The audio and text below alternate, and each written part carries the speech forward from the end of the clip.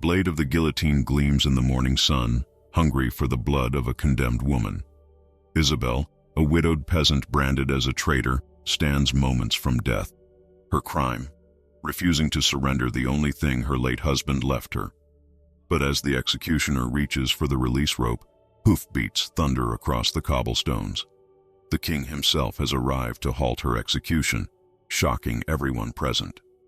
Why would a monarch personally intervene to save a common peasant woman? What powerful secret does Isabel carry that made the king ride through the night to prevent her death? As she's led into the castle, whispers follow her through corridors of power where peasants were never meant to walk. The truth, hidden for 13 years, will shatter the very foundation of the kingdom and force two women from different worlds to confront a question neither is prepared to answer. What makes someone a mother? When an ancient document reveals that the kingdom's beloved princess is not who everyone believes her to be, lives built on carefully constructed lies begin to crumble. And as the blade of truth falls with the same merciless force as the guillotine, no one, not even the king himself, can stop what happens next. The sound of the guillotine blade being tested sent shivers through the crowd gathered in the village square. Metal scraping against metal, harsh, unforgiving. A sound that made mothers cover their children's ears and old men remember wars long past.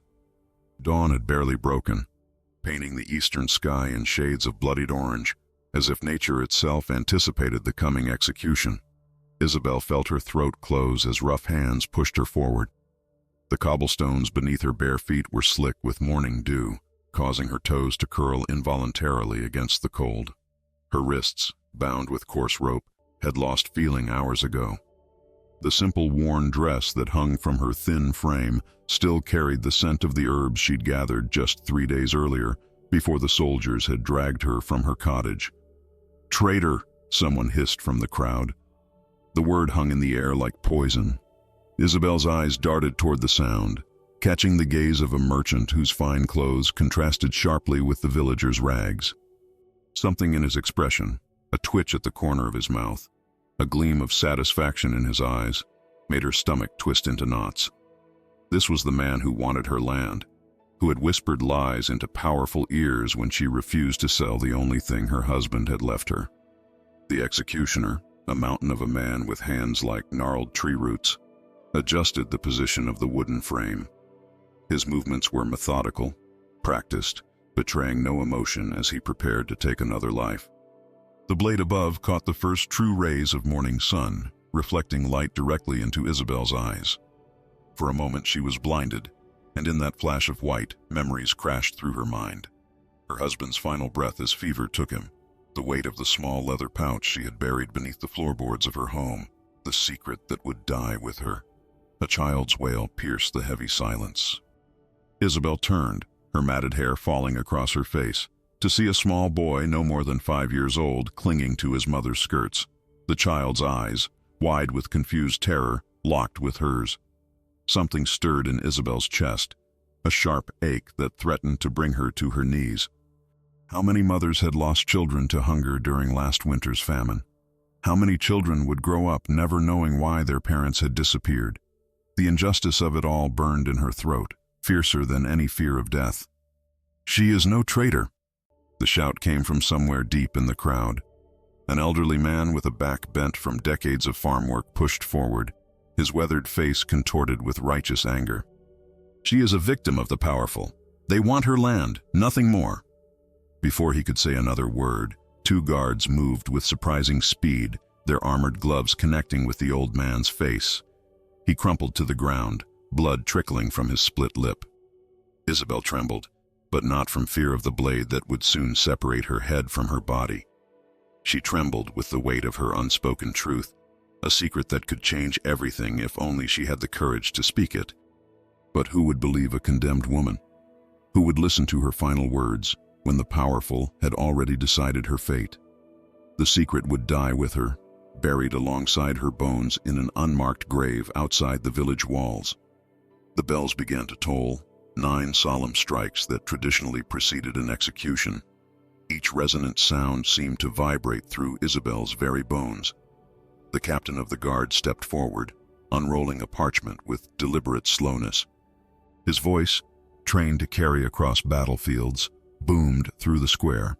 "Isabel of Oak Hollow, widow of Thomas the Smith, you have been found guilty of treason against the crown for refusing to surrender lands needed for the kingdom's defense. The sentence is death." He rolled the parchment without meeting her eyes. A lie. Such a simple, deadly lie. The land was wanted not for defense, but for the rich veins of silver rumored to run beneath it. The merchant who had coveted it now stood beside the nobility, his fingers interlaced across his expensive velvet doublet, waiting for her death to clear the path to his fortune. The executioner grasped Isabel's arm, his fingers digging into flesh that had grown thin from months of poor harvests. Her legs moved automatically as he guided her toward the platform, 3 weathered wooden steps that countless condemned had climbed before her. The first step creaked beneath her weight. The second swayed slightly. At the third, she paused, suddenly aware that her heart was pounding so violently it might burst from her chest before the blade could fall. She was positioned facing the crowd, forced to kneel before the wooden lunette that would hold her neck in place. The wood smelled of old blood and vinegar, the futile attempts to clean it between executions. Isabel's breath came in short, painful gasps. The executioner placed a hand on her shoulder, pushing her down until her neck rested in the curved groove.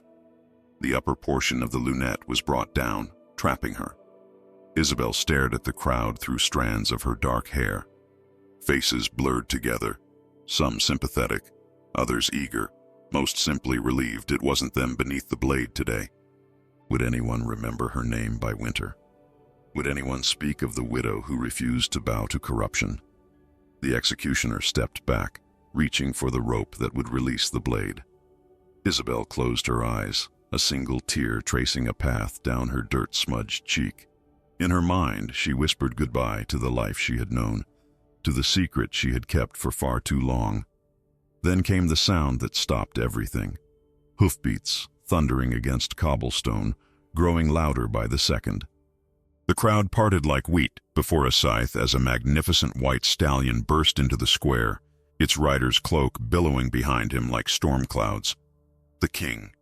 His presence alone was enough to freeze every person in place. Guards dropped to one knee, villagers bowed their heads, and even the executioner stood paralyzed, his hand still gripping the release rope. The monarch dismounted in one fluid motion, his boots hitting the cobblestones with authority that silenced even the birds overhead. "Stop." His voice carried both command and an unexpected edge of emotion. "This execution will not proceed." Isabel, still trapped in the guillotine's embrace, could only see the lower half of the square from her position, but she heard the collective gasp that swept through the crowd. The silence that followed was absolute. No one dared breathe, speak, or move. With deliberate steps, the king approached the platform. Each footfall seemed to echo impossibly loudly in the stunned quiet. He climbed the steps, 1, 2, 3, until he stood directly before Isabel. Then, in a gesture that would be whispered about in every tavern and household for years to come, he reached out and touched her hand. His fingers were warm against her cold skin, the hands of a man who wielded both sword and quill with equal skill. "This woman will live," he declared, his gaze sweeping over the assembled crowd, daring anyone to question his decree. The whispers began immediately, a rustling wave of confusion and speculation that spread outward from the platform. The merchant who had orchestrated her downfall stepped forward, his face a carefully composed mask of concern. "Your Majesty, with all respect, this woman has been tried and I have decided she will not die today." The king interrupted, his tone making it clear no further discussion would be tolerated. He gestured to his personal guard. "Remove her from this device." As the upper lunette was raised and Isabel felt blood rush painfully back into her cramped limbs, she finally raised her eyes to meet the king's. What she saw there made her breath catch in her throat, not mercy or compassion, but recognition. In that instant, Isabel understood with terrible clarity the true judgment was yet to come. For while the guillotine's blade had been stayed, the king's penetrating gaze promised a reckoning far more complex than simple execution. And as she was helped to her feet, The weight of her secret pressed down upon her with greater force than ever before. The stone corridors of the castle swallowed Isabel whole as she was led through labyrinthine passages that smelled of damp rock and melting candle wax. Every step echoed against walls that had witnessed centuries of royal secrets, so different from her humble cottage, where the scent of dried herbs and wood smoke had been her only companions since Thomas's death. Guards flanked her sides, their armor clinking with each movement, not touching her, yet close enough to catch her should she attempt to flee. Where would she run? The thought almost made her laugh, a bitter sound she swallowed before it could escape.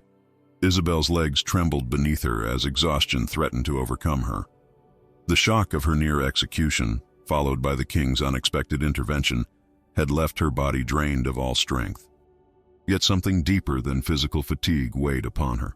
The crushing awareness that her salvation might merely be a postponement of judgment, a different kind of death. As they rounded a corner, two noble women passed, their silk gowns rustling like autumn leaves. They paused mid-conversation, eyes widening at the sight of Isabel's dirt-smudged face and tattered dress. One leaned toward the other, whispering behind a jeweled hand. The king must have lost his senses completely. Bringing a condemned traitor into the royal residence? The words weren't meant to be overheard, but in the perfect acoustics of the stone hallway, they reached Isabel with cruel clarity. She kept her eyes fixed on the floor, counting the cracks in the stone to maintain her composure. 23, 24, 25, each number a small prayer that she wouldn't collapse before reaching whatever destination awaited her. A servant hurried past, carrying a tray of freshly baked bread. The aroma hit Isabel like a physical force, reminding her body that she hadn't eaten in 2 days. Her stomach contracted painfully, a groan escaping her lips before she could suppress it. The guard to her right glanced at her but said nothing. His eyes, however, held an unexpected softness, a flicker of pity quickly extinguished. Near the kitchens, hushed voices drifted through an open doorway. Why would he save her? A kitchen maid whispered. What could a simple widow possibly mean to our king? Perhaps she isn't so simple, another voice responded, lower and laced with insinuation. Perhaps there's history between them. Isabel's heart skipped a beat. If only they knew how close their idle gossip came to a truth far more dangerous than they could imagine. The secret she carried wasn't just her own. It was one that could topple the very foundations of the kingdom. And with each step deeper into the castle, the burden of that knowledge pressed upon her chest with increasing weight. They led her to a small chamber in the east wing, not a dungeon cell as she had half expected, but a modest room with a narrow bed, a wash basin, and a window barely wider than her hand. Still, it was finer accommodation than any she had known since childhood. Before poverty, before desperation had forced her hand. "You'll stay here until His Majesty summons you," the older guard informed her, his voice neither harsh nor kind, simply matter-of-fact. "A servant will bring water and food shortly." When the door closed behind them, Isabel stood motionless in the center of the room, afraid to touch anything, to contaminate this clean space with her filth and shame.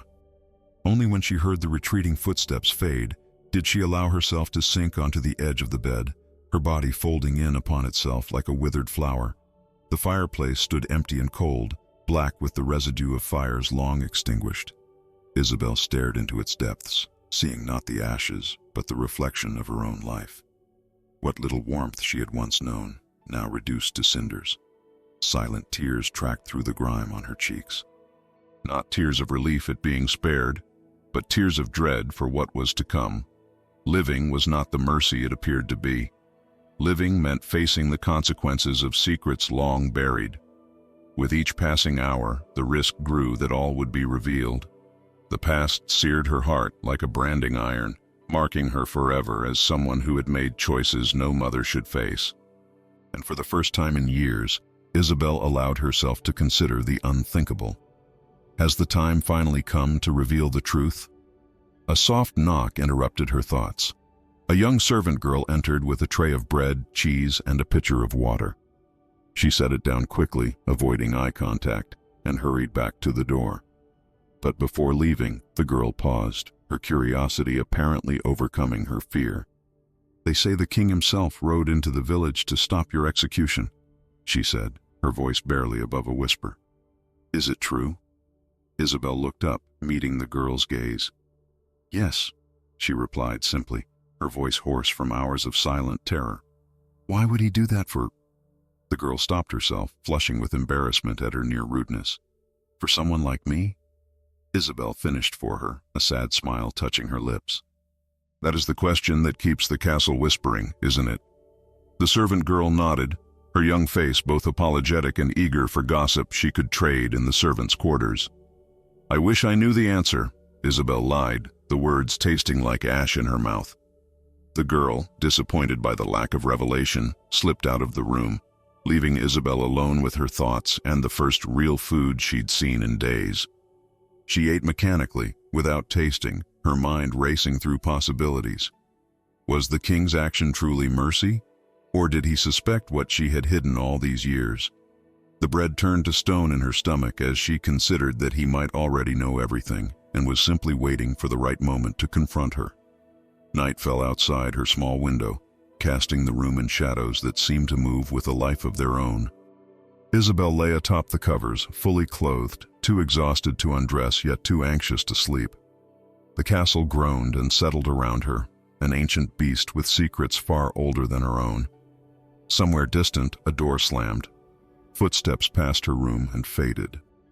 In this strange suspended moment between death and judgment, Isabel's mind drifted to the child she had given up, the impossible choice she had made when starvation loomed and Thomas lay dying. Had that small life survived? Had those tiny fingers grown strong? Did those eyes, so like her own, look upon the world with hope or despair? Questions that had haunted her every night since that terrible day when she had placed her most precious treasure in hands she prayed were kinder than her own. The first light of dawn was filtering through the narrow window when rapid footsteps approached her door. Isabel sat up, heart hammering against her ribs. A messenger, breathing heavily, as though he had run through the entire castle, stood in the doorway. The king requires your presence, he announced. Immediately. Isabel smoothed her filthy dress in a futile attempt at dignity. May I wash first? She asked, gesturing to the basin that had remained untouched through the night. No time, the messenger replied, his expression troubled. Something has been discovered. Her blood turned to ice in her veins. Discovered? The word barely made it past her lips. The young man nodded, his eyes wide with excitement and apprehension. A document, they say, found among old church archives. Whatever it contains has the entire royal council in an uproar. Isabel's legs nearly gave way beneath her. She steadied herself against the wall, fighting to keep her expression neutral even as panic threatened to choke her. A document. After all these years of careful silence, could the truth have been recorded somewhere after all? The messenger led her through corridors now bustling with early morning activity. Servants paused in their duties to stare openly at the peasant woman who had somehow become the center of royal attention.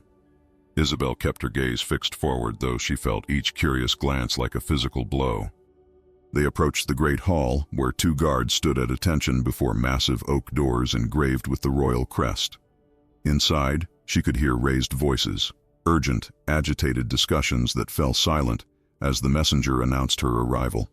The door swung open to reveal the king seated on his throne, surrounded by advisors and nobles. In his hand was an ancient parchment, the edges crumbling with age.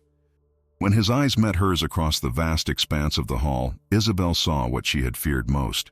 Knowledge. The whispering that had followed her through the castle corridors suddenly made terrible sense. This wasn't about the land she had refused to sell. This wasn't about treason against the crown. This was about a child, born in secret and hidden from the world. A child whose very existence could change everything. The throne room swallowed Isabel whole. Towering stone pillars stretched toward a vaulted ceiling painted with scenes of ancient battles and divine intervention. Tapestries depicting the kingdom's history hung between tall windows that cast long rectangles of morning light across the polished marble floor. Each of Isabel's footsteps echoed in the cavernous space as she approached the dais where the king sat, his expression unreadable beneath his neatly trimmed beard. Courtiers lined the walls, their whispers creating a sound like rustling leaves. Isabel felt their stares burning into her back, some curious, others hostile. She had never felt so exposed, so utterly vulnerable. Her heart pounded so forcefully she feared everyone could hear it, a peasant's terror drumming against her ribs. 20 paces from the throne, a guard's hand on her shoulder brought her to a halt. The royal advisors, 5 men in expensive robes embroidered with the kingdom's crest, stood in a semicircle to the king's right.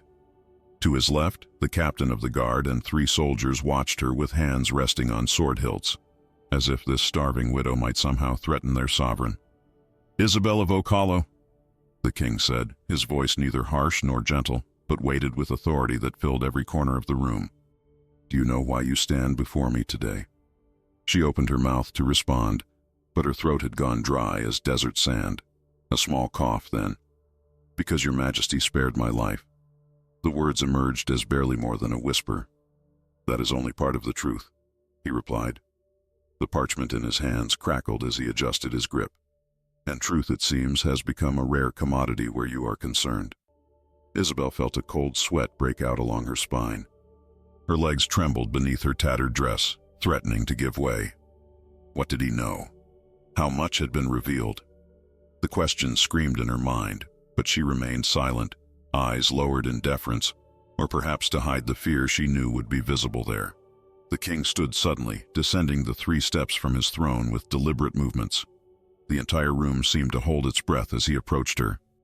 When he was just 2 paces away, he reached into his tunic and withdrew something that caught the light, something that made Isabel's heart stutter in her chest. A medallion. Not just any medallion, but one of hammered silver with a simple tree etched into its face. An oak tree, its roots and branches forming an unbroken circle. Isabel recognized it instantly, though she hadn't seen it in 13 years. She had placed it around a tiny neck, wrapped in the only clean blanket she could provide, before leaving her most precious treasure at the convent gates during the harshest winter in memory. A strangled sound escaped her lips before she could stop it. Part gasp, part sob. Her hand moved involuntarily toward the medallion, stopping just short of touching it. "You recognize this?" the king said. It wasn't a question. Isabel nodded, unable to speak past the knot in her throat. The room spun around her as memories crashed through the walls she had built in her mind. The weight of a newborn in her arms, tiny fingers gripping her own with surprising strength, eyes that seemed far too knowing for one so small. The king held up the parchment with his other hand. "This document was discovered yesterday by Brother Matthias while reorganizing the abbey's records. It details the arrival of an infant at St. Agnes Convent 13 years ago. His eyes never left Isabel's face as he continued. "A girl child, left with nothing but a silver medallion and a note begging whoever found her to keep her safe." Whispers rippled through the assembled courtiers. Isabel felt her knees weaken. 13 years of wondering, of praying, of endless nights spent staring into darkness, imagining what might have become of her child. And now, to learn that her desperate act had somehow connected to the royal court, it was too much to comprehend. "The child was found by servants of the queen," the king continued, his voice lowering so that only those nearest could hear clearly, "who had long desired a child of her own." The implications of his words hit Isabel with physical force. She swayed on her feet, and might have fallen if not for the guard's steadying hand on her arm. The room fell silent as tears began streaming down her face. "My child," she whispered, her voice breaking. "My daughter. She lives?"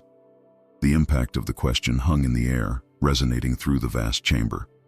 Several of the women in attendance pressed handkerchiefs to their lips, moved despite themselves by the raw emotion in Isabel's voice. Even some of the hardened advisors shifted uncomfortably, suddenly aware they were witnessing something intensely private. The king's expression softened almost imperceptibly. "Yes, she lives." Isabel collapsed to her knees, shoulders shaking with silent sobs. Years of carefully maintained composure crumbled in an instant. The child she had given up to save from starvation, the impossible choice made when the winter had been at its cruelest, when Thomas had just died, when she had nothing left to sell or trade, that child had survived. "Is she..." Isabel struggled to form the question through her tears. Is she well? Is she happy?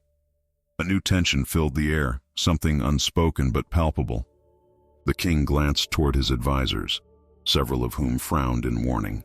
Whatever he had planned to say, he reconsidered.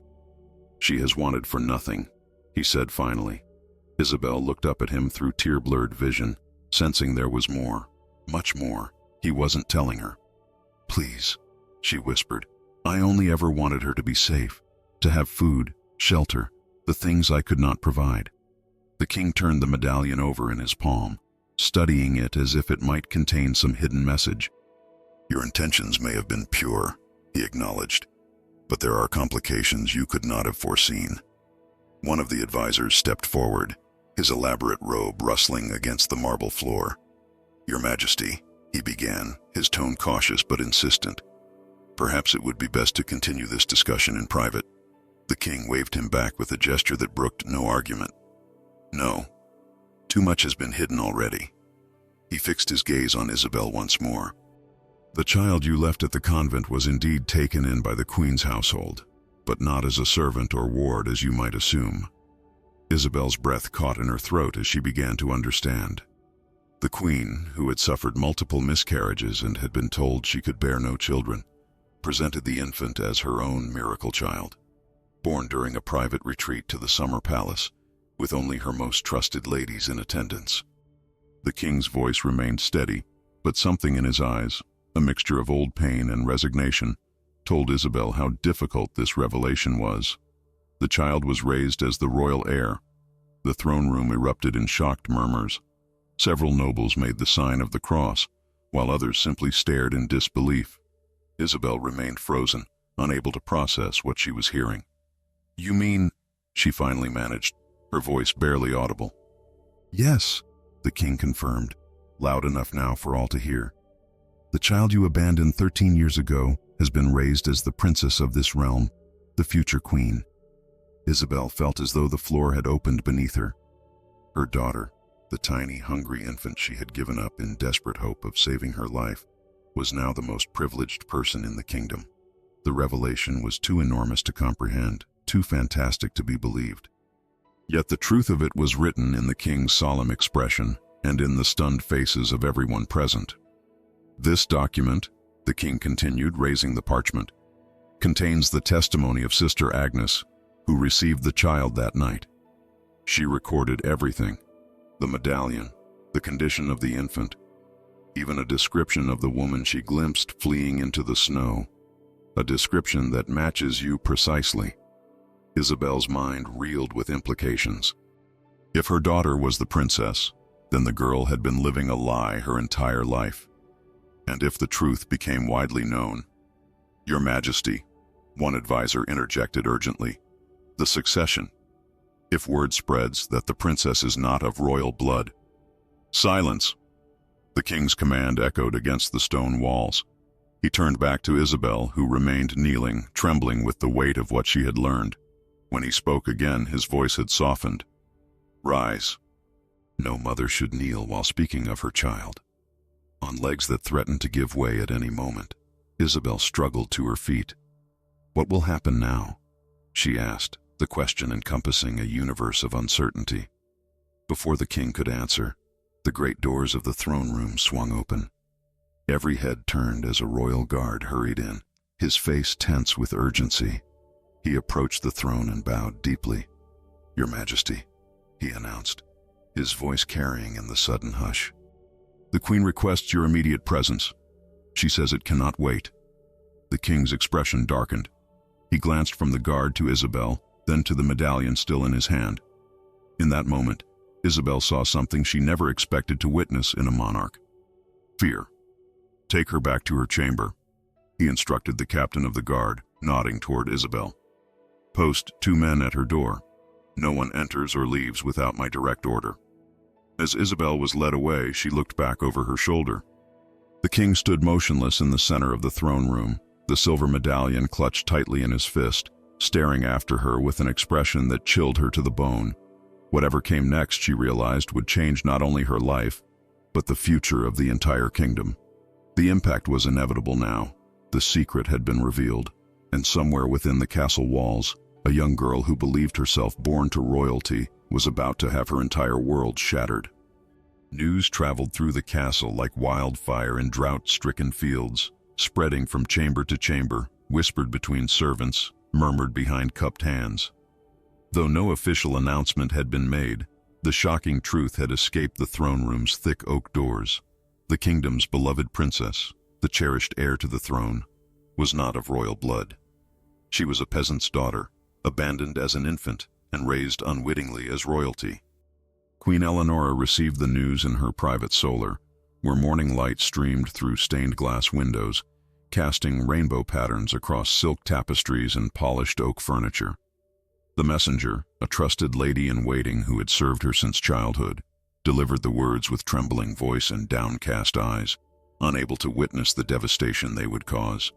The queen's face, renowned throughout the kingdom for its serene beauty, transformed in an instant. Color drained from her cheeks until they matched the alabaster statuettes adorning her mantelpiece. Her slender fingers, adorned with heirloom rings passed down through generations of royalty, clutched the arm of her chair with such force that her knuckles turned white as bone. "Leave me," she commanded, her voice barely audible. When the door closed, Eleonora remained motionless, staring unseeing at the dancing dust motes in the shafts of colored light. The truth she had feared for 13 years had finally emerged from the shadows. The precious secret she had guarded so vigilantly, through countless sleepless nights, through moments of panic when her daughter displayed mannerisms that reminded her of no one in the royal lineage, now threatened to destroy everything. Her mind returned to that bitter winter night when her most trusted handmaiden had arrived at her chambers with a bundle wrapped in coarse wool.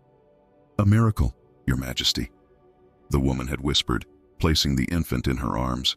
"A child abandoned at St. Agnes, as if God himself answered your prayers." The baby girl had looked up at her with eyes that seemed impossibly wise, tiny fingers reaching up to touch her face. In that moment, the years of disappointment, the whispers of barrenness, the pitying glances from the court ladies, all had melted away. She had pulled the child to her breast and felt, for the first time, like a mother. Now, 13 years later, that moment of joy had transformed into her greatest vulnerability. Her daughter, for she was her daughter, regardless of blood, would become the target of every ambitious noble who wished to challenge the succession. A knock at the door interrupted her thoughts. The king entered without waiting for permission, his face grave. "Is it true?" Eleonora asked, though she already knew the answer. "The mother has been found?" The king nodded once, his shoulders burdened by the weight of state secrets. "She was to be executed yesterday, a peasant widow accused of refusing to surrender lands to the crown. And you stopped it. Not a question, but an accusation." "I didn't know who she was then," he said, his voice low. "I only knew something felt wrong about the charges. It wasn't until the document was discovered." Eleonora rose suddenly, her silk gown rustling like autumn leaves. "Where is she now, this woman?" "In the East Wing, under guard." "And our daughter?" The word "our" carried particular emphasis, a claim she would not relinquish. "In her chambers with her tutors, unaware of what has happened." The queen turned away, moving to the window where she could see the castle gardens below. Servants tended the roses, oblivious to the crisis unfolding within the stone walls. How quickly that would change once word spread beyond the castle. "She cannot know," Eleonora said firmly. The king approached, standing beside her at the window. His reflection in the glass showed lines of worry that had not been there the previous day. "The truth has a way of emerging, especially truths of this magnitude. We cannot hide it forever." "We must." The queen's voice broke, her composure cracking like thin ice in spring. "She is my daughter, mine. I held her through fevers and nightmares. I taught her to read, to pray, to carry herself as royalty. That woman abandoned her to die in the snow. She has no claim." "Eleonora." "No." She turned to face him, tears streaming down cheeks that rarely showed emotion to anyone, even her husband. 13 years, I have been her mother. 13 years of love, of care, of preparing her for a future as queen. What has this peasant woman done in that time but abandon her and get herself condemned as a traitor? The heavy silence that followed was broken by the sound of footsteps in the corridor outside. A servant passing, or perhaps a guard. Both monarchs stiffened, reminded that every wall in the castle had ears. Every shadow potentially concealed those who would use this information for their own gain. "The council is already in emergency session," the king said quietly. "Lord Harrington suggests we banish the woman immediately, with enough gold to buy her silence. And when she drinks away that gold in some distant tavern and tells her story to anyone who will listen." The queen's voice had regained its steel. No, there must be another solution. A soft knock at the door startled them both. The queen hastily wiped tears from her face before calling, "Enter." The princess's governess, Lady Margaret, stepped into the room and cursed deeply. "Your Majesties, forgive the interruption. The princess is asking for you both.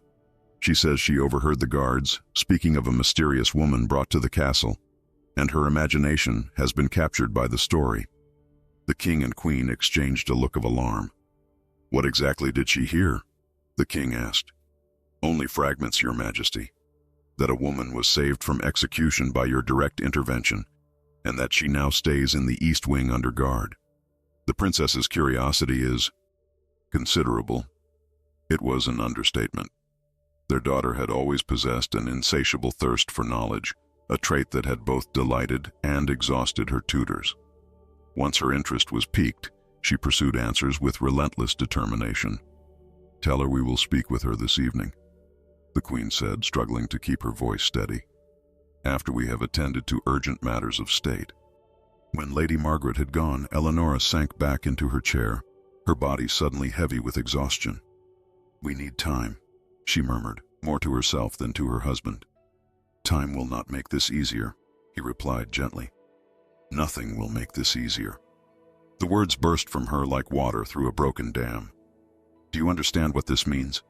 Our daughter, the future of this kingdom, will be seen as illegitimate.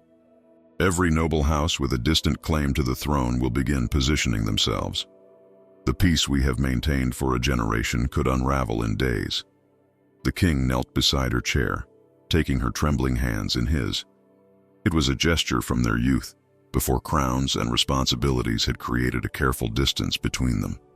"We will face this together," he said, "as we have faced every challenge." Eleonora looked into her husband's eyes and saw the same fear that consumed her beneath his show of strength. "Bring her to me," she whispered. "Not our daughter. Not yet. The woman, Isabel. I must see her face." "Eleonora, I'm not certain that's wise." "Bring her." The queen's tone left no room for argument. "I need to look into the eyes of the woman who bore my child."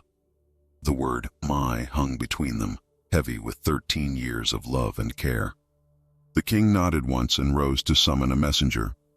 Alone again, Eleonora moved to her dressing table and stared at her reflection in the polished silver mirror.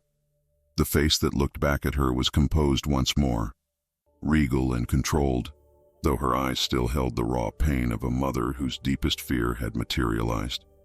She reached for the small wooden box that contained her most precious possessions and withdrew a tiny silver bracelet, the first gift she had given to her daughter, sized for an infant's wrist. Inside the band, invisible unless one knew to look, was an inscription: "To my daughter, blood of my heart. Not blood of my body or blood of my lineage, but blood of my heart." The phrase she had whispered to herself in moments of doubt, when panic threatened to overwhelm her. As she replaced the bracelet in its box, a door slammed somewhere in the corridor, followed by the rapid footfalls of someone running. Voices rose, urgent and alarmed. Something was happening, something beyond the crisis already unfolding. The door to the solar burst open without ceremony. The king's advisor, Lord Blackwell, stood in the doorway, his face ashen. "Your Majesty," he gasped, out of breath from his rush through the castle. "You must come immediately." "The princess. She has discovered the truth. Someone told her everything." The queen rose so quickly that her chair toppled backward, crashing against the stone floor. "Where is she?" she demanded. "In the chapel garden, Your Majesty. She's refusing to speak to anyone but her." But the peasant woman, the word Eleonora had dreaded most, mother, had nearly escaped his lips. The substitution did nothing to soften the blow. Her daughter knew. And worse, she was asking for the stranger who had given her life, rather than the mother who had raised her. Eleonora moved toward the door with a queen's composure, but a mother's desperate haste. In her mind, a silent prayer formed, not to God, but to the woman she had never met, whose shadow had haunted her for 13 years. "Don't take her from me. Please. She is everything I have." Beyond the castle walls, the revelation spread like wildfire. By midday, every tavern buzzed with whispered conversations. Every market stall became a hub of speculation, and every church corner hosted huddled discussions. "The princess is not of royal blood," they said. "She's a peasant's daughter, abandoned as a babe." In the Broken Crown Tavern, where laborers gathered after long days in the fields, opinions divided sharply. A stonemason pounded his fist on a worn oak table, spilling ale from nearby mugs. "Isabel of Oak Hollow is one of us," he declared. "Her blood runs in the princess's veins. This makes the crown closer to the people than ever before." "Fool's thinking," countered an older farmer, his face weathered by decades under the sun. "The nobles will never allow a commoner's child to inherit. They'll find some distant cousin of the king and place him on the throne before they let that happen." A serving girl paused while wiping down a table nearby, her young face troubled. "I heard the princess locked herself in the chapel when she learned the truth, refusing to speak to anyone but her real mother." "Real mother?" scoffed the blacksmith's wife. "The queen raised her from infancy. Blood isn't everything." Near the tavern's hearth, a hooded figure listened silently, noting every word before slipping out unnoticed. The figure moved swiftly through the village, past the baker's shop where similar discussions raged, and toward the castle's service entrance. The kingdom's peace hung by a thread, and certain interested parties needed to know exactly how the common folk were reacting. Inside the castle walls, Isabel walked alone in the small courtyard garden where she'd been permitted limited freedom. Guards watched from a respectful distance, close enough to intervene if necessary, but far enough to allow her the illusion of privacy. The morning sun warmed her face as she traced her fingers over unfamiliar flowers, blooms too delicate and exotic to survive in a peasant's garden. She caught snippets of conversation from servants passing nearby. "She must be banished," one kitchen maid whispered to another. "Her presence is too dangerous. What if the princess grows attached to her?" Isabel's heart constricted painfully. The thought of meeting her daughter, the child she had surrendered to save from starvation, filled her with equal parts longing and terror. What right did she have to disrupt the girl's life? What comfort could she offer that would outweigh the pain of such a revelation? As she rounded a corner of the garden path, two noblewomen appeared, their silk gowns rustling like autumn leaves. They stopped abruptly at the sight of Isabel, their expression shifting from surprise to thinly veiled contempt. "So this is her," the younger one said, making no attempt to lower her voice. "The peasant who threatens the succession." Isabel dropped her gaze, focusing on the stone path beneath her feet. She had faced scorn before. Poverty ensured that, but never with such political implications hanging in the balance. "They say she abandoned the child in the dead of winter," the older woman replied, adjusting her jeweled necklace. "Left her to die at a convent door." Isabel's head snapped up, her eyes flashing with a fire that startled both women. "I left her where I knew she would be found," she said, her voice steady despite the trembling in her hands. "It was the depth of famine. My husband lay cold in the ground. I had no milk to give her, no food for myself. Would you have preferred I kept her and watched her starve slowly in my arms?" The raw emotion in her words silenced the noblewomen momentarily. The older one recovered first, drawing herself up with practiced dignity. "Your circumstances, however unfortunate, do not change the fact that your presence here endangers the stability of the entire realm." Before Isabel could respond, a royal guard approached, his expression grim. "My ladies," he addressed the noblewomen with a curt bow, "the king has requested the castle grounds be cleared. All nobles are to gather in the great hall immediately." The women exchanged alarmed glances before hurrying away, their disdain for Isabel temporarily forgotten in the face of this unexpected summons. Isabel turned to the guard, questioning. "Am I to return to my chamber?" she asked. "No," he replied, his voice softer than she expected. "You're to remain here until further notice. The king, he believes you're safer in the open where many eyes can witness your safety." The implication sent a chill down Isabel's spine. Were there those who would seek to eliminate her? To erase the evidence of the princess's true parentage? Left alone again, Isabel continued her circuit of the garden, though her mind was too troubled to appreciate its beauty. She passed beneath an arched trellis covered in climbing roses, and found herself in a secluded corner with a small stone bench. She sat, grateful for the moment of relative solitude. From this vantage point, she could see a portion of the castle's upper floors. Her gaze was drawn to a window where a small figure stood, partially obscured by curtains, a child, watching the garden, the princess, her daughter. Even at this distance, Isabel felt a pull toward her, an invisible thread connecting them across years and station. The child disappeared from the window. Isabel closed her eyes, pressing her palms against her knees to stop their trembling. A memory surfaced, the weight of her newborn daughter in her arms, tiny fingers wrapped around her thumb, eyes that seemed to contain all the wisdom and sorrow of the world. She had memorized every detail of that precious face during their brief time together, knowing it might be all she would ever have. "She has your eyes." The voice startled Isabel. She turned to find a woman standing at the edge of the garden path. Not a noble woman, but not a common servant either. Something in her bearing suggested authority within the household.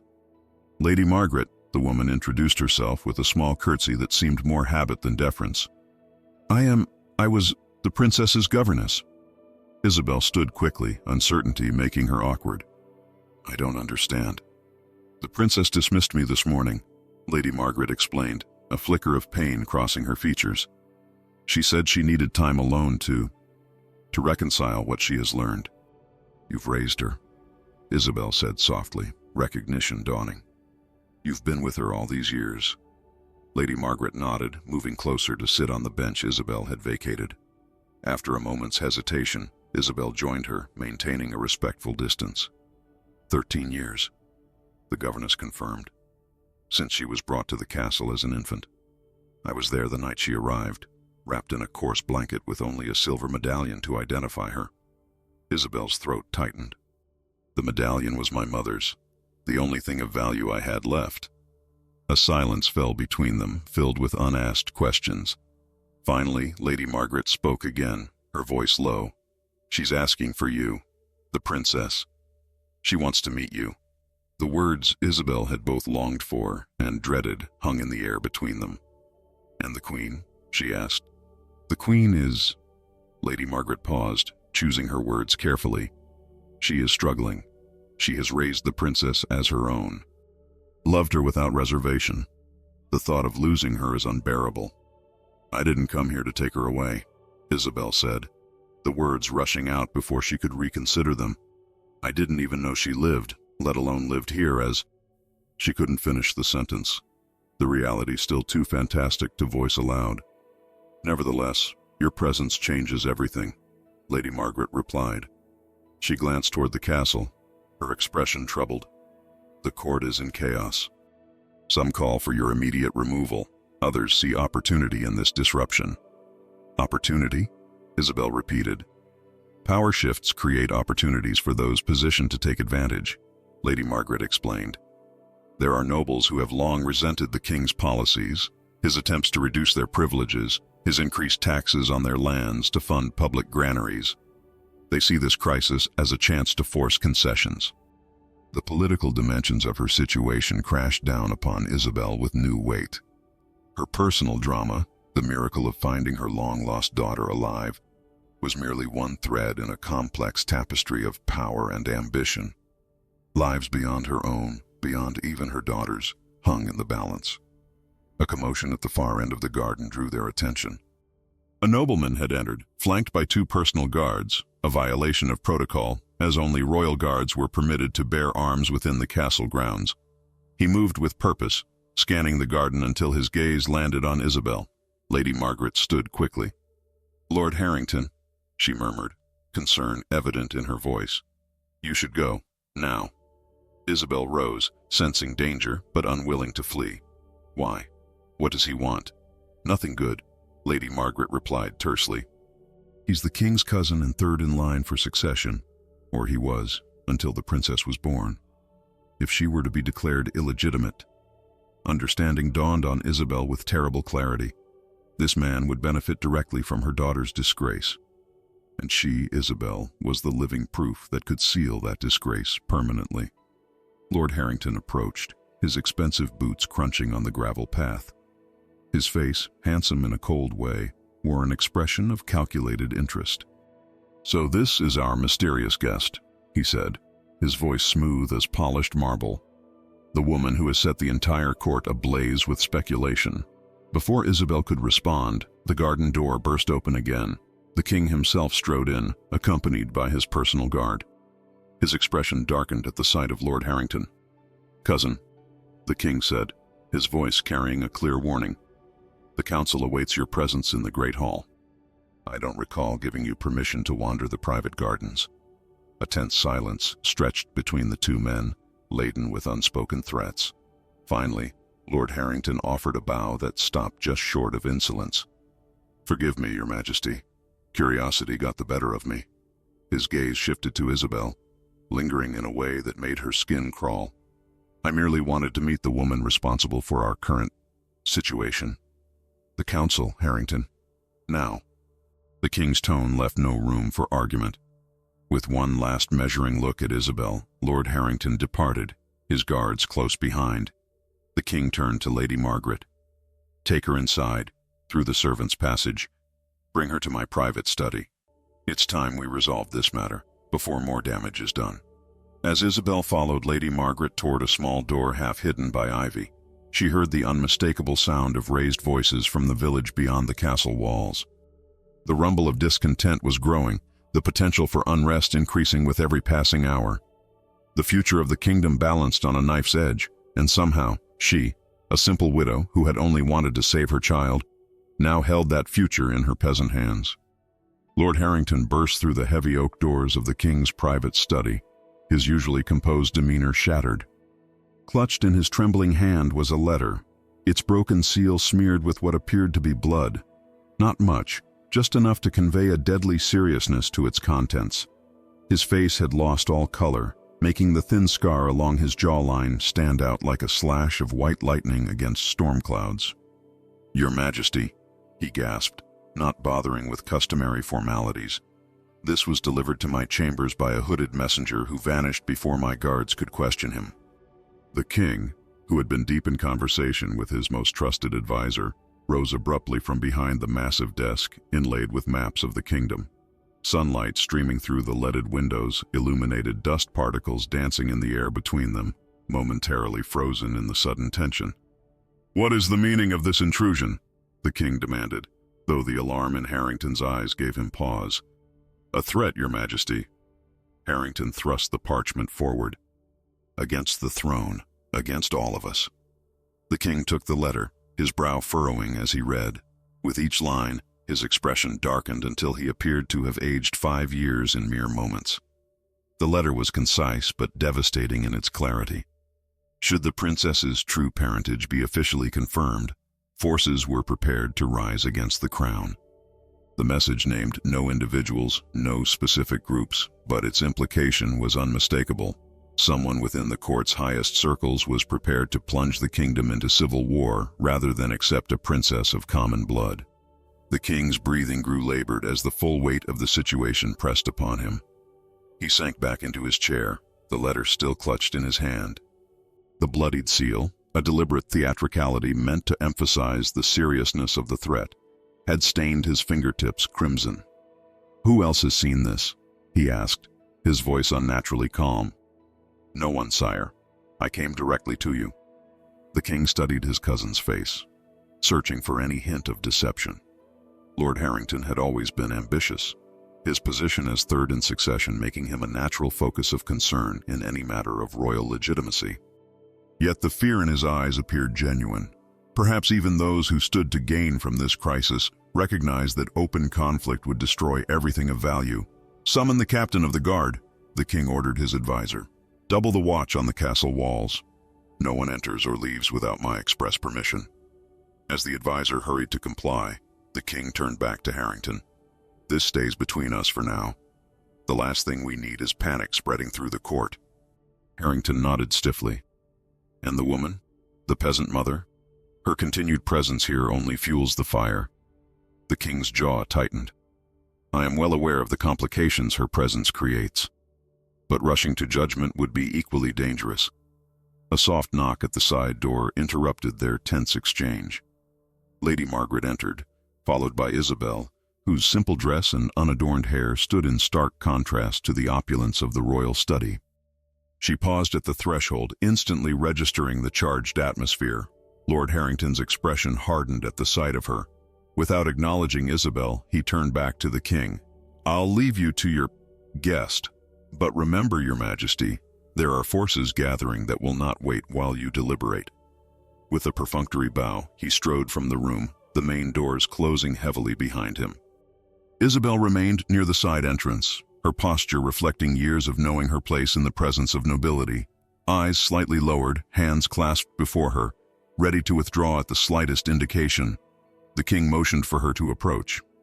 "You've caused quite a stir in my kingdom," he said, his tone not unkind despite the gravity of his words. "Not by choice, Your Majesty," Isabel replied softly. "I never sought this." The king nodded, acknowledging the truth in her statement. Few of life's most consequential moments come by choice. He gestured toward the chair opposite his desk. "Please, sit."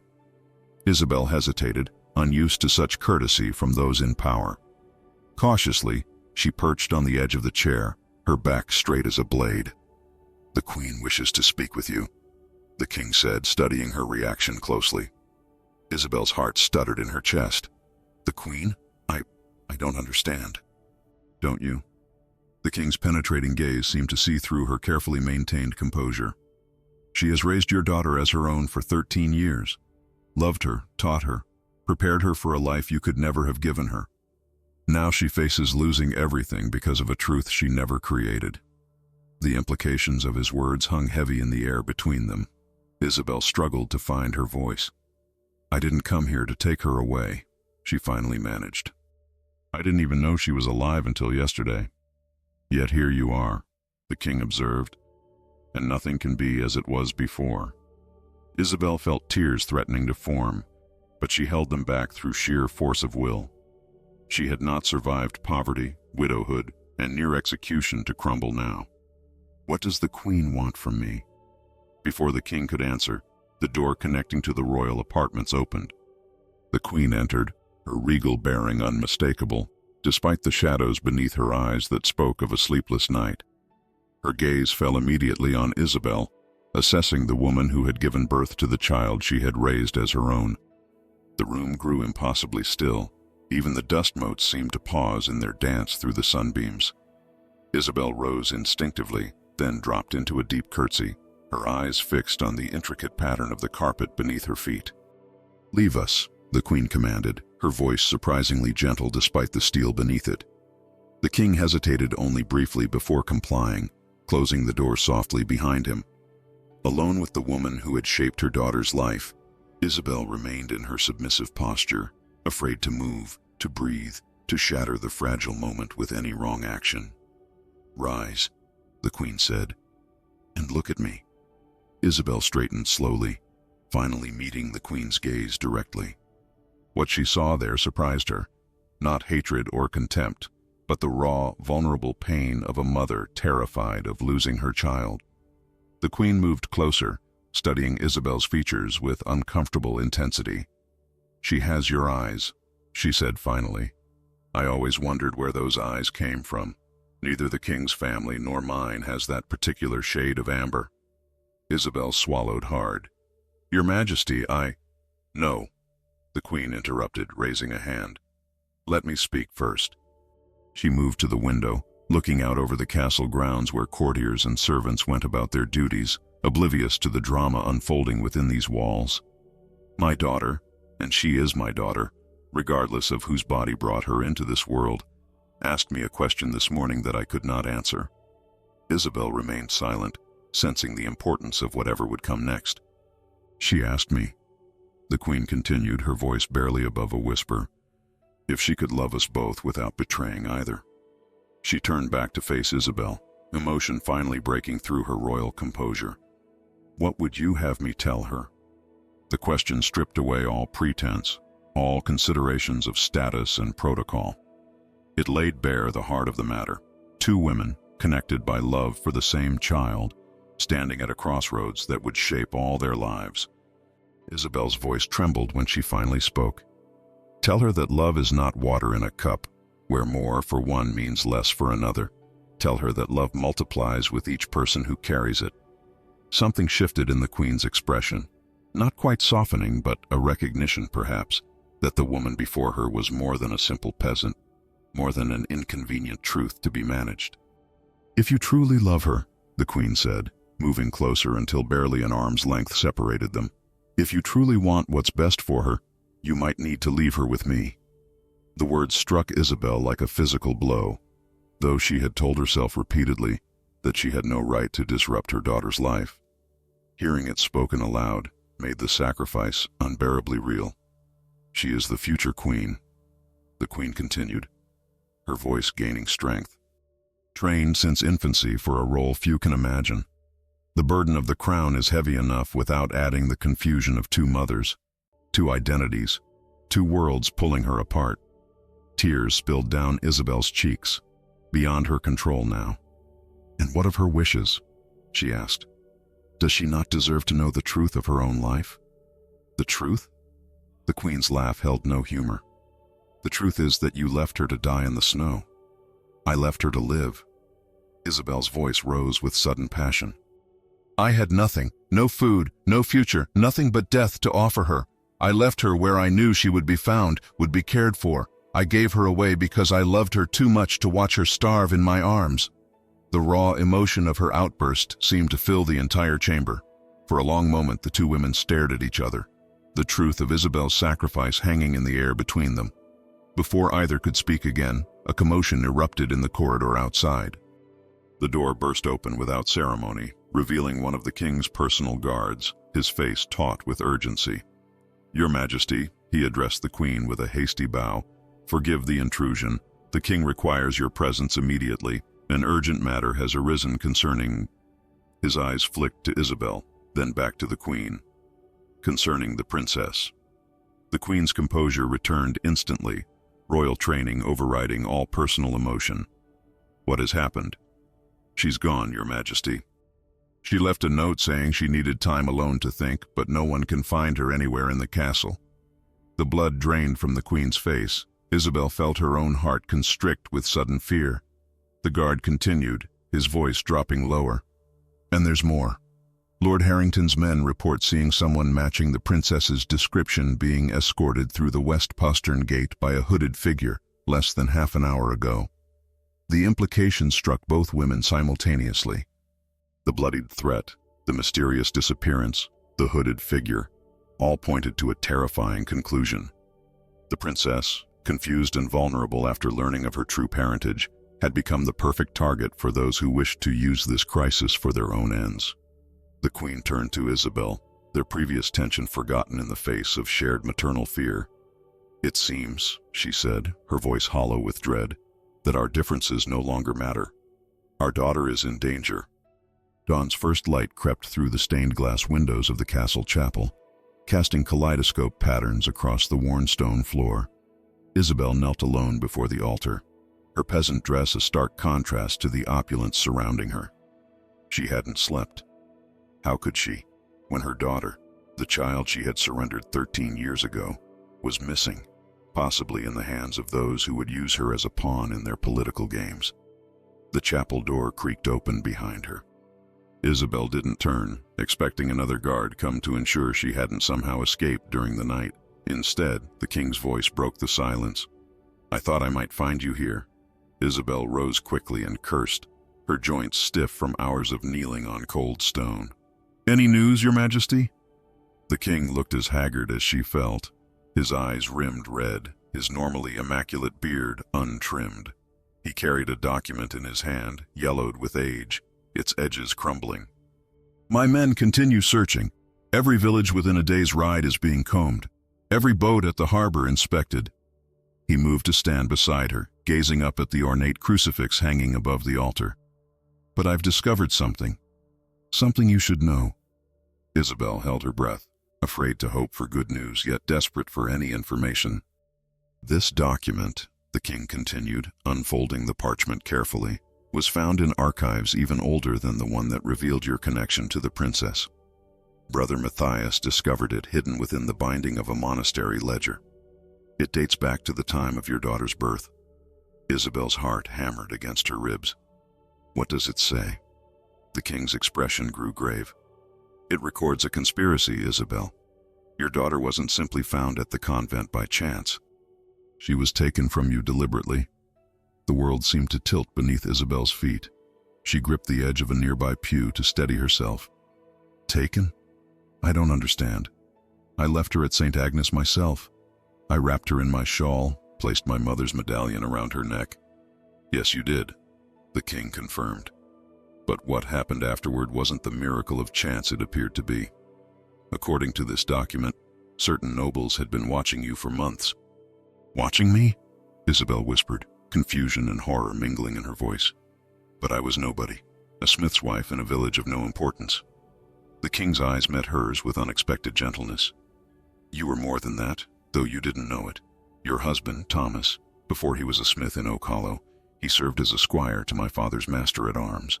During a border skirmish, he saved my father's life at great risk to his own. Isabel stared at him, uncomprehending. Thomas had rarely spoken of his youth, claiming only that he had served briefly in the royal forces before an injury forced him to seek a different trade. For his bravery, the king continued, my father granted him a boon, a small parcel of land with unusual rights, land that could never be seized by the crown or local lords, land that would pass to his heirs in perpetuity. His finger traced a line on the document. The same land that merchant coveted, not just for its rumored silver deposits, but because it represents a dangerous precedent for the nobility. Land beyond their reach, owned by commoners. Understanding dawned slowly on Isabel's face. That's why they accused me of treason when I refused to sell. Yes, but there's more. The king turned the parchment over, revealing additional text. When Thomas died and you were left pregnant and alone, certain nobles saw an opportunity. They knew the queen's desperate desire for a child. They arranged for someone to follow you when you left your daughter at the convent, to ensure she would be taken not to the orphanage, but directly to the palace. Isabel's legs gave way. She sank onto the pew, her mind reeling. They stole her from me, because they believed a smith's child had no right to own land that nobles couldn't touch. They took your child to place her in a golden cage, yes, the king confirmed, his voice hardening. And when you still refused to surrender the land after losing everything, they fabricated charges of treason to eliminate you entirely. Isabel's grief transformed, crystallizing into something sharper, more dangerous.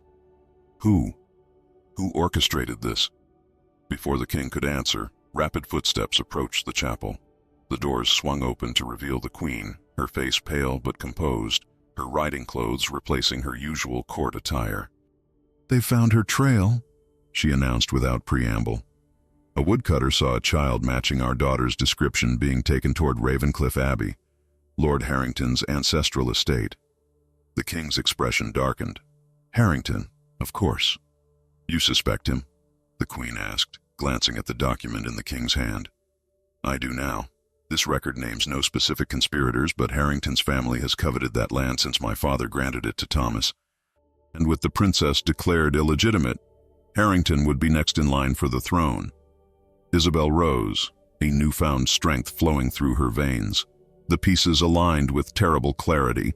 Harrington's convenient discovery of the threatening letter, his insistence on Isabel's removal, his strategic absence when the princess disappeared. He took her to force our hand, the queen said, her voice tight with controlled fury. to make us choose between our daughter's safety and the stability of the kingdom." The king nodded grimly. "He expects us to publicly denounce her claim to the throne in exchange for her safe return." "Then we must go to Ravencliff immediately," Isabel said, forgetting her place in the urgency of the moment. "Before he can—" "No." The queen's interruption was gentle but firm. She approached Isabel, reducing the distance that status had placed between them. "Not we. This requires a different approach." Isabel felt a flash of indignation. "She's my daughter too. I won't stay behind while she's in danger." "You misunderstand," the queen said, surprising Isabel by taking her rough, work-worn hand. "I'm not suggesting you stay behind. I'm suggesting we go together, just the two of us." The king started.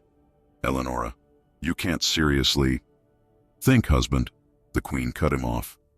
"If you march on Ravencliff with royal guards, Harrington will claim you're persecuting him without cause.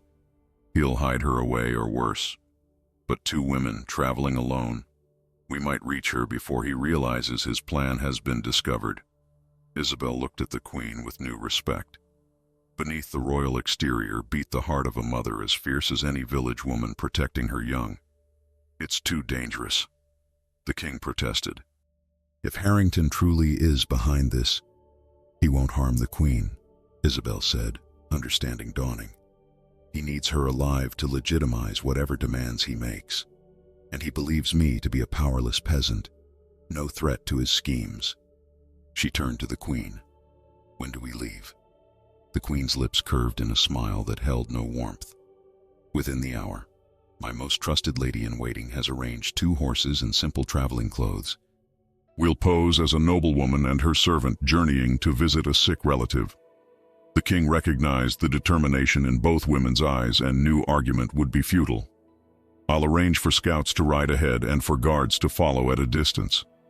At the first sign of trouble, we'll send word," the queen promised, though her tone suggested she had no intention of waiting for rescue. As preparations were made, Isabel and the queen found themselves alone in the small antechamber off the chapel. An awkward silence stretched between them, 2 mothers united by love for the same child, yet divided by everything else. "She asked about you," the queen said suddenly. "All these years, even before she knew. She would ask what it felt like to carry her inside me, and I would tell her about the wonder of feeling her first kicks." Her voice faltered. "I lied to her every day of her life." Isabel saw the pain etched in every line of the queen's face. "You gave her what I couldn't, a home, security, love. And you gave her life," the queen acknowledged, "at great cost to yourself." She hesitated, then asked the question that had clearly tormented her. "Did you ever try to find her afterward, when your circumstances improved?" Isabel closed her eyes, the old grief washing over her anew. "My circumstances never improved. After Thomas died, I existed rather than lived. Each winter I wondered if it would be my last. Each spring I thanked God she wasn't there to suffer alongside me." She opened her eyes, meeting the queen's gaze directly. "But I prayed for her every night. I imagined her growing strong, loved, happy, never dreaming she was so close or so high above me. Understanding passed between them, transcending the barriers of class and circumstance. They were simply 2 women who would walk through fire for the same child." The door opened, revealing Lady Margaret with traveling cloaks and a worried expression. "The horses are ready, Your Majesty, but I've just received troubling news. There are rumors in the village that Lord Harrington plans to publicly present evidence tomorrow that the princess is not of royal blood." The queen's spine straightened. "Then we have until dawn tomorrow to bring her home." As they prepared to depart, the king pulled Isabel aside, pressing something into her palm. She looked down to find the silver medallion she had placed around her daughter's neck 13 years ago. "She may not recognize you," he said quietly, "but she knows this medallion is connected to her true origins. It might help." Isabel closed her fingers around the medallion, feeling its familiar weight and edges. It was no longer simply a family heirloom, but a key that might unlock her daughter's trust, and perhaps the truth that would free them all. As they mounted their horses in the pre-dawn darkness, the castle a looming shadow behind them, Isabel felt a strange sense of destiny. The journey ahead was fraught with danger, the outcome uncertain. Yet for the first time since that terrible winter night when she had surrendered her newborn to the mercy of strangers, she dared to hope.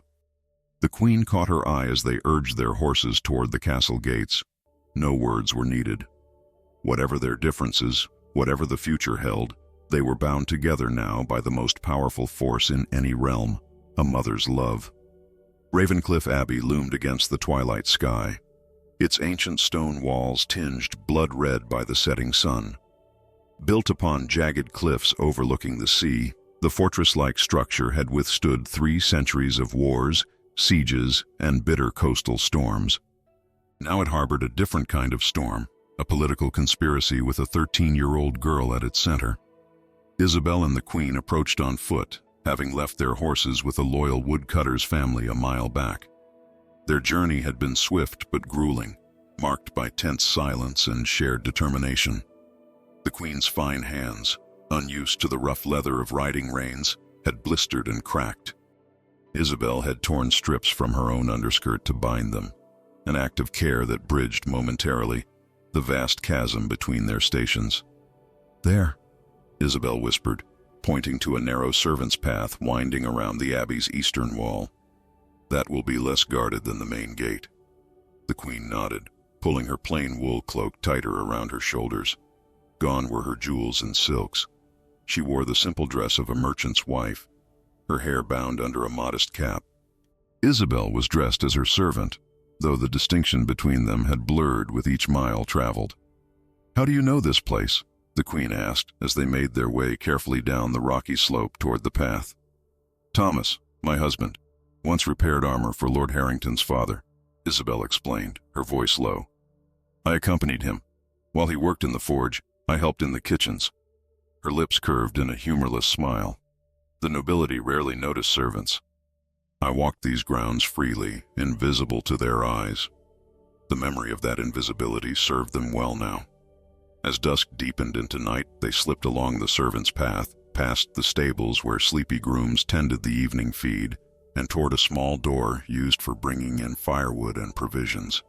"Wait," the Queen whispered, pulling Isabel into the shadow of a buttress as 2 guards passed, their conversation drifting through the cool evening air. "Strange to post so many men around the East Tower. What's Harrington expecting? An army? Don't ask questions if you want to keep your head. The girl in there is worth more than gold to him." The guards' footsteps and voices faded. Isabel and the Queen exchanged a meaningful glance. The East Tower, they had their destination. The kitchen door was unlocked as Isabel had hoped. Inside, the day's activities had wound down. Only 2 scullery maids remained, scrubbing enormous iron pots in a corner, their backs to the door.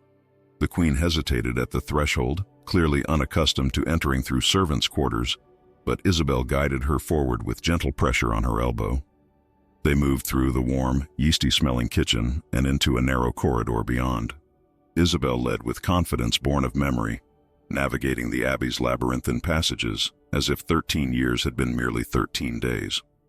Up a tight spiral staircase, through a linen storeroom, across a gallery overlooking the great hall where Lord Harrington's men caroused below, unaware of the intruders moving silent as shadows above their heads. At the base of the East Tower, they encountered their first real obstacle. A guard stationed outside a heavy oak door, his hand resting casually on his sword hilt. The Queen tensed, but Isabel squeezed her arm reassuringly and stepped forward alone, affecting a servant's deferential posture. "Begging your pardon, sir," she called, her voice pitched higher than normal, taking on the local country accent. "I've been sent with fresh linens and water for the young lady." The guard straightened, suspicious. "No one told me to expect servants." Isabel forced a tired smile. "Begging your pardon, but Lord Harrington himself ordered it. Said the girl was to be kept comfortable like a proper guest." She held up the bundle of linens she'd snatched from the storeroom. "I can go back and tell his lordship you turned me away, if you prefer." The mention of Harrington made the guard hesitate. He glanced at the linens, then at Isabel's unremarkable servant's appearance. "Be quick about it," he grunted finally, unlatching the door. "And no talking to the girl beyond what's necessary." Isabel cursed her thanks and slipped through the door, the queen following close behind with her head bowed. The guard barely glanced at the second servant, his attention already returning to the corridor. The room beyond was small but well appointed, a guest chamber rather than a cell. A narrow window overlooked the churning sea far below. A single candle burned on a table beside a bed where a small figure sat huddled, knees drawn up to her chest, face turned toward the window. The princess. At the sound of the door closing, she turned. In the flickering candlelight, Isabel saw her daughter's face clearly for the first time in 13 years. The roundness of childhood still softened her cheeks, but there was a regal quality to her bearing even in distress. Her eyes, amber like Isabel's own, widened in recognition. "Mother," she whispered, looking past Isabel to the queen. The queen stepped forward, dropping all pretense of servility. "Eleanor, my darling, are you hurt?" The princess shook her head, her gaze moving uncertainly between the two women. "They told me you wouldn't come, that you would deny me to save the throne." "Never," the queen said fiercely, moving to embrace her daughter. "Nothing in this world matters more to me than you." Isabel remained by the door, suddenly unsure of her place in this reunion. The sight of her daughter, alive, whole, and clearly beloved, filled her with a bittersweet joy. The child she had given up had grown into a girl with strength in her eyes and grace in her bearing. Whatever else had happened, her desperate choice 13 years ago had given her daughter a chance at life, a better life than she could have provided. As if sensing Isabel's thoughts, the princess looked past the queen to study the stranger by the door. "And you," she said softly. "You're her, aren't you? The woman they say is my true mother." Isabel could only nod, words failing her entirely. The queen stepped back, creating space between herself and the princess, a silent acknowledgement of the moment's significance. The princess slid from the bed and approached Isabel slowly, her eyes taking in every detail of the woman who had given her life. "I have your eyes," she said, reaching up to touch her own face. "Everyone always wondered where my eyes came from." "Yes," Isabel managed, her voice barely above a whisper. "You have my eyes, and my mother's before me." A moment of silence stretched between them, filled with 13 years of absence and wonder. Then, with a child's directness, the princess asked, "Why did you leave me at the convent?" The question Isabel had answered 1,000 times in her mind, in her prayers, in her dreams. Yet now, faced with her daughter's direct gaze, all rehearsed explanations seemed inadequate. "Because I loved you too much to watch you die," she said simply, truth stripped bare of all embellishment. "It was the hardest winter in memory. Your father had just died. I had no milk, no food, no hope." Her voice broke. "I left you where I knew you would be found, would be saved. It was all I could give you, a chance at life." The princess's eyes filled with tears, but she didn't look away. "They told me you were a traitor, that you deserved to die."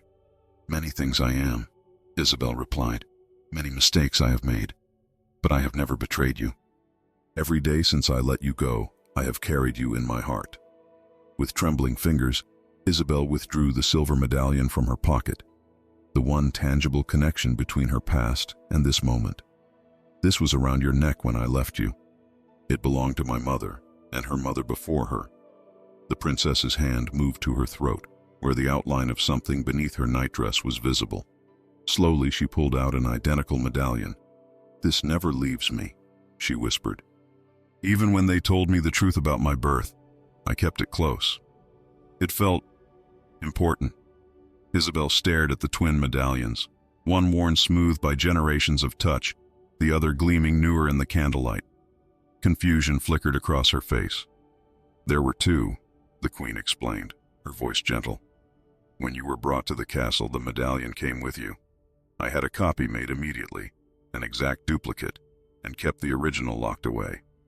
I feared questions if anyone recognized it was not a royal heirloom."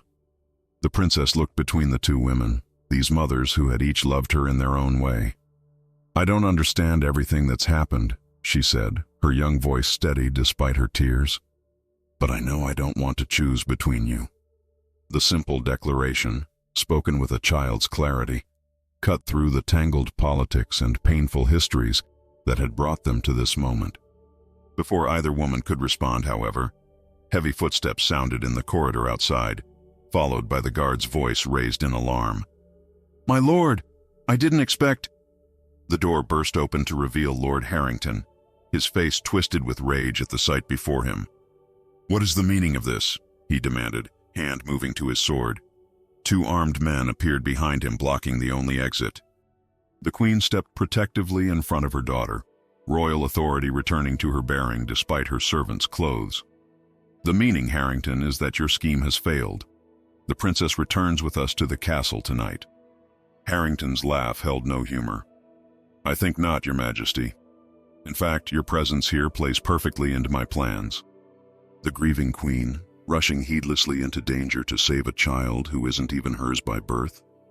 How tragic when all three of you are found dead tomorrow, victims of the very peasant woman who abandoned the girl in infancy, driven mad by the revelation of her daughter's royal upbringing.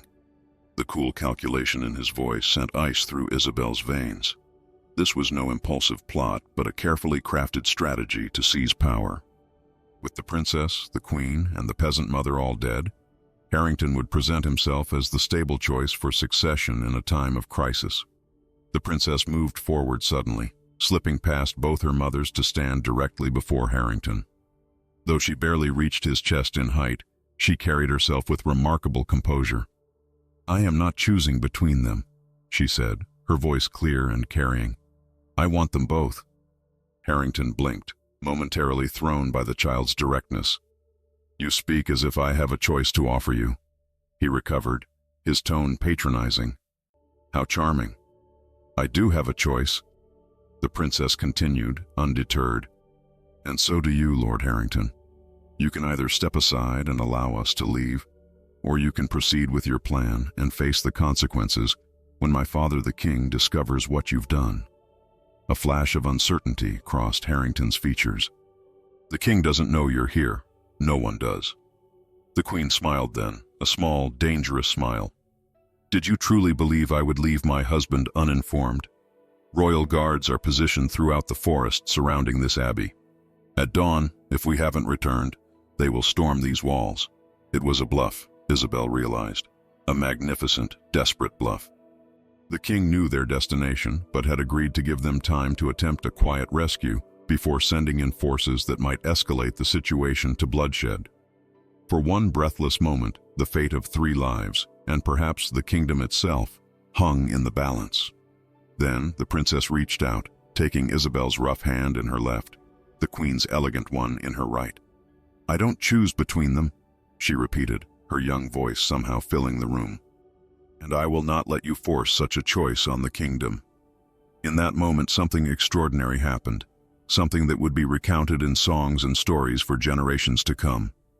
The daughter of a peasant and a queen, raised to rule but born of common blood, stood between two worlds and refused to deny either part of her heritage. Harrington's men exchanged uncertain glances. The story they'd been told, of a false princess, a lying queen, a kingdom built on deception, suddenly seemed less clear against the reality of the child standing before them, her hands linking the two women who had each, in their own way, given her life. As our story comes to a close, we're left to ponder the true meaning of motherhood. Is it found in the blood that flows through our veins, or in the countless moments of care, sacrifice, and unconditional love? Isabel gave her daughter life and made the ultimate sacrifice, giving her up so she might survive. The queen raised her with devotion, preparing her for a future neither of them could have imagined. In the end, it wasn't blood or title that defined family, but the courage to overcome pride and embrace a truth larger than themselves. What would you have done in Isabel's place? Would you have found the strength to surrender your child to save them, knowing you might never see them again? Or in the queen's position, could you open your heart to share the child you've raised as your own with the woman who gave her life? Their journey reminds us that true wisdom often comes from unexpected places, and that even the most painful truths can lead to healing when faced with courage and compassion. If this story touched your heart, please consider sharing it with someone who might need to hear its message of sacrifice, redemption, and the unbreakable bonds of love. Subscribe to follow more tales that illuminate the deepest corners of the human experience, and leave a like to help others find these stories of courage and compassion. Remember, in a world of both cruelty and kindness, it is our choices, not our circumstances, that reveal who we truly are.